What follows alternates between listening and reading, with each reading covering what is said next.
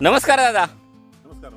मला तुमचं पूर्ण नाव, गाव, तालुका आणि जिल्हा सांगा. दिविदास बोलत, कमकुटुंबी पोस्ट चारगाव, तालुका संगमनेर, जिल्हा अहिल्यानगर. बरोबर. तर दादा आज आपण आपल्या झेंडूच्या प्लॉट मध्ये आले. बरोबर. तर मला सांगा दादा, आपली झेंडूची व्हरायटी कोणती आहे? चिवडीशिवरा आहे, मार्बल येल्लो. मार्बल येलो म्हणून व्हरायटी. बरोबर. तर साधारणतः हा झेंडूचा प्लॉट दादा किती दिवसाचा प्लॉट कंप्लीट झाले आता? हा झालाय 45 दिवसाचा. हा, म्हणजे आता 45 दिवसाचा झेंडूचा प्लॉट आता कंप्लीट झालाय. बरोबर. तर झेंडू या पिकासाठी तुम्ही यावर्षी थोडासा बदल करून आपली जे ऑर्गॅनिक कार्बनयुक्त दाणेदार खत आहेत त्याच्यामध्ये गोदावरी, कृषी समृद्धी, सिलिकॉन, पीडीएम, पोटॅश, प्रोम आणि कृषी मॅक्स हे तुम्ही काय केले, ज्या पिरियडला आपण हे झेंडूला बेसल डोस खाली भरतो. बरोबर. तर त्या पिरियडला तुम्ही आपली जे ऑर्गॅनिक कार्बनयुक्त दाणेदार खत आहेत ही खाली बेडमध्ये भरलेली. बरोबर. म्हणजे बेसल डोसमध्ये. तर मला सांगा दादा, ज्या पिरियडला तुम्ही आपली जे ऑर्गॅनिक कार्बनयुक्त दाणेदार खतं झेंडू या पिकासाठी वापरली, तर दादा तुम्हाला त्याचे काय काय बेनिफिट भेटले? मी तुमची खतं गेल्या 5 वर्षापासून वापरतो. हा, 5 वर्षापासून वापरताय तुम्ही. हा, असं बेनिफिट आहे हा. की आपण बेसल डोस म्हणून खाली बेडमध्ये भरतो. बरोबर. नंतर आपण हे लागवड करतो. बरोबर. तर त्याचा असा फायदा होतो हा. की ते एक त्याचा रिझल्ट लगेच 15 दिवसापासून चालू होतो. बरोबर. म्हणजे लागवडीच्या नंतर 15 दिवसाच्या नंतर तुम्हाला ते रिझल्ट लगेच चालू झालेलं आहे. बरोबर. त्याच्यामुळे काय होतं, झाडाला वाढ चांगली होती, फुटवे चांगले निघतात, त्याची बरोबर. greenery चांगली होती हम्म. आणि फुलधारणा वगैरे, कळी वगैरे चांगली निघते बरोबर. आणि झाडाची टिकवून क्षमता पण चांगली राहते. बरोबर. खतांपेक्षा ही खतं चांगली. हा, आणि खर्चामध्ये काय बचत? खर्चामध्ये खूप बचत आहे. आता रासायनिक गुण घेतली तर 2,500 किंमत आहे बरोबर. आणि आपल्या याच्यामध्ये जवळ निम्म फरक आहे ना. म्हणजे निम्याने फरक पडतो. हो, रासायनिक निम्याने फरक खताच्या तुलनेत जर पाहिलं तर आहे ना, जे आपण ऑर्गॅनिक कार्बनयुक्त दाणेदार खत वापरतोय त्यात निम्याने खर्चामध्ये फरक आहे. बरोबर. आणि महत्वाचं काय आहे, झाडाला कोणत्याही प्रकारचा किडीचा किंवा रोगाचा प्लॉटवर अटॅक होत नाही. म्हणजे काय होतं, झाड आहे ना किडीला आणि रोगाला ज्यादा बळी पडत नाही. बरोबर. दादा आता किती दिवसाचा प्लॉट कंप्लीट झाले बोलले तुम्ही? 45 दिवसाचा plot. हा, 45 दिवसाचा प्लॉट कंप्लीट झाले बोलले. बरोबर. आता जर प्रत्यक्षात पाहिलं ना दादा, खालून खोडातून एकदम जबरदस्त असा आहे ना झाडाला खालून खोडातून फुटवा आहे. बरोबर. आणि महत्वाचं काय, एकदम रुंद आणि फ्रेश पत्ती. आणि आता जर प्रत्यक्षात पाहिले ना तर एकदम एकसारखी आहे ना झाडाची हाईट आहे. बरोबर. आणि महत्वाचं काय आहे, आता भरपूर प्रमाणात आहे ना कळ्या लागलेल्या आहेत. आता जर कळ्यांची संख्या जर पाहिली ना दादा, हे बघा ना, भरपूर प्रमाणात आहे ना आता फुलकळी लागलेली. आणि आता काही थोड्या दिवसात आहे ना प्लॉट तुमचा आता हार्वेस्टिंगला पण येणार आहे. बरोबर. 4-5 दिवसात. हा, 4 ते 5 दिवसात आता हार्वेस्टिंगला पण येईल.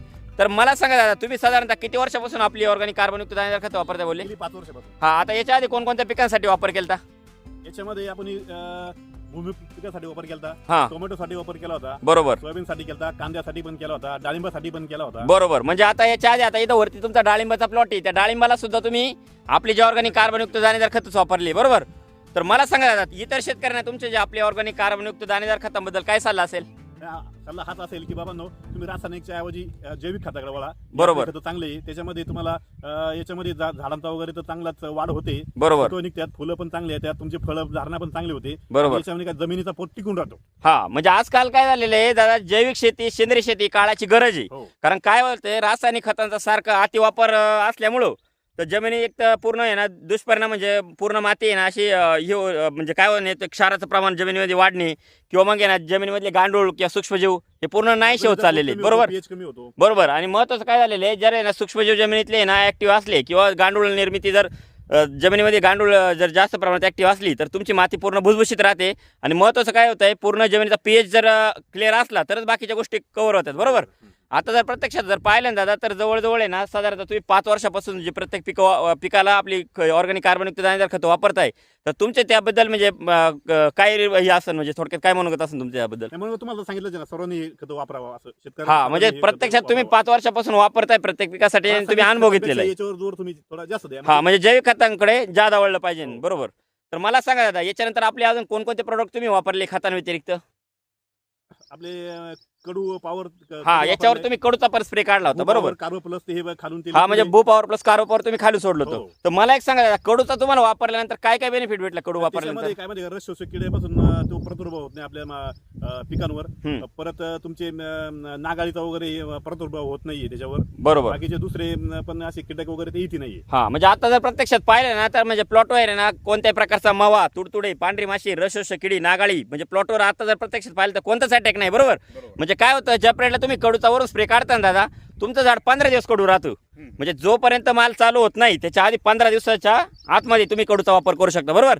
तर मला सांगा दादा, आपली जे ऑर्गॅनिक कार्बनयुक्त दाणेदार खत आहेत ती वापरून तुम्ही समाधानी आहात? हो, नक्कीच. हा, धन्यवाद तुम्ही दिलेल्या माहितीबद्दल. धन्यवाद. ओके.